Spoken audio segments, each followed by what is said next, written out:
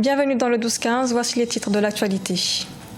Au Soudan du Sud, des négociations entre l'UNICEF et les groupes armés ont finalement abouti à la libération de 32 enfants soldats, des enfants qui ont combattu dans les rangs du front de l'opposition. L'Éthiopie enregistre de faibles recettes d'exportation de certains produits alimentaires ou chimiques ont en effet enregistré des ventes inférieures à 50%, une performance liée notamment à la contrebande ou l'insécurité. Et puis, découverte de l'initiative Vélo du Nil. Son objectif, promouvoir les sports aquatiques en plein centre-ville du Caire. Elle a ouvert ses portes pour la période estivale.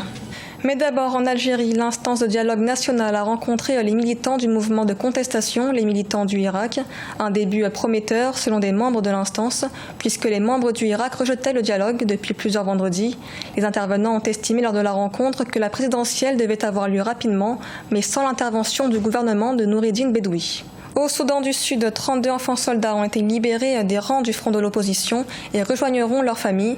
Leur libération intervient après 3 mois de négociations entre l'UNICEF et les groupes armés, d'autant que la démobilisation des enfants soldats est une étape importante à l'accomplissement de l'accord de paix signé en septembre 2018. Ibayako. Les négociations entre les agences des Nations Unies et les groupes armés au Soudan du Sud ont porté leurs fruits. Lors d'une cérémonie à Mirmir, 32 garçons ont été récemment libérés des rangs de l'armée du parti de l'opposition, une organisation rebelle fidèle à l'ancien vice-président Riek Machar. La prochaine étape consiste à réunir ces enfants et leurs familles selon les travailleurs humanitaires. Tout le monde pleurait au téléphone lorsque nous les avons appelés. La plupart d'entre eux nous ont dit qu'ils n'étaient pas certains de revoir leurs enfants. Il y avait beaucoup d'émotions. Ils attendent définitivement leur retour. Après avoir passé les 5 dernières années à se battre et à soutenir les forces de l'opposition, les enfants sont confrontés au défi de réintégration des communautés et de la société. Le Soudan du Sud est en guerre depuis 2013, soit 2 ans après son indépendance, à cause d'un différend politique entre le président Salva Kiir et Machar. Ce qui est arrivé ces dernières années, nous devons y mettre fin. Nous devons trouver dans nos cœurs la réconciliation, le pardon et l'union entre nous comme frères d'un même pays.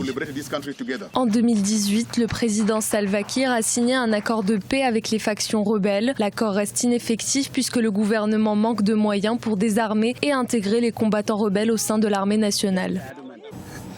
Et dans l'actualité également, au Soudan, des procédures judiciaires ont été ouvertes afin d'enquêter sur la disparition de 11 personnes. Des personnes disparues en juin dernier lors de la dispersion du sitting devant le siège de l'armée à Khartoum. C'est ce qu'ont indiqué des avocats ce mercredi 7 août. D'autres personnes auraient également disparu lors de la répression, mais ces cas nécessiteraient, selon les avocats, une recherche plus approfondie. Rappelons que la répression du sitting devant le QG militaire a fait au moins 127 morts.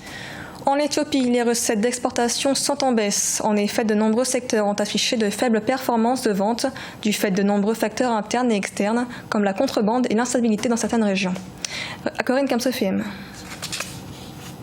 Au terme de l'exercice budgétaire 2018-2019, les recettes d'exportation en Éthiopie se sont chiffrées à 2,67 milliards de dollars. Selon le ministère du Commerce, cette performance représente seulement 61% de l'objectif initial fixé à 4,32 milliards de dollars. En cause, la contrebande ainsi que l'instabilité dans certaines régions du pays, entre autres. On ne voit plus les grands acteurs des achats internationaux accumuler un certain nombre de matières premières. C'est le cas notamment du café qui est produit en Éthiopie. Le deuxième point, c'est que la guerre commerciale toujours a entraîné une relative volatilité du dollar. Dans le détail de cette contre-performance, la viande, le lait, les produits laitiers, les épices, les produits en cuir, les aliments et les boissons, le miel, les produits pharmaceutiques, les minéraux, les animaux vivants, les produits chimiques et les intrants de construction ont enregistré des ventes inférieures à 50%. L'Éthiopie ne peut que continuer de mener sa politique d'offensive économique, mais en même temps, elle devra l'Éthiopie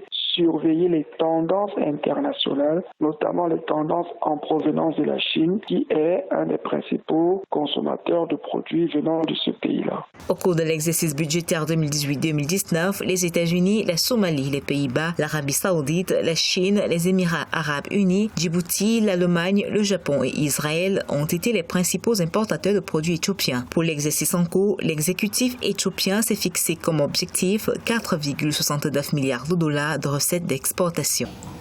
L'artiste ghanéen Kwame Akoto Bamfo commémore la traite négrière transatlantique à travers la sculpture. L'artiste a sculpté 400 têtes qui représentent les hommes et les femmes victimes d'esclavage. Il espère ainsi entamer un dialogue sur l'esclavage. Philomentine. Dénommée la mère ghanéenne des têtes d'esclaves sculptées, l'artiste ghanéen Kwame Akoto Bafo, à travers 400 sculptures représentant des hommes et des femmes victimes d'esclavage, entend entamer un dialogue sur l'esclavage. Représentées en océan de têtes en béton, ces têtes d'esclaves commémorent et retracent le traumatisme vécu durant 400 ans.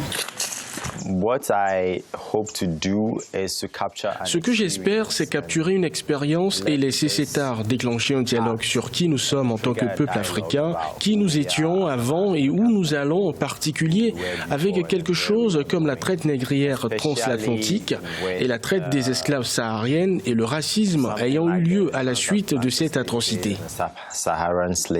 En s'inspirant de ce qu'est le continent noir, Kwame Akoto Bafo essaie de rétablir la condition sociale d'êtres humains des esclaves sur eux-mêmes qui leur ont été privés par d'autres. Par ailleurs, ces sculptures sont placées à Adafoa, qui était un marché d'esclaves important au XIXe siècle, lorsque la région était sous la domination britannique.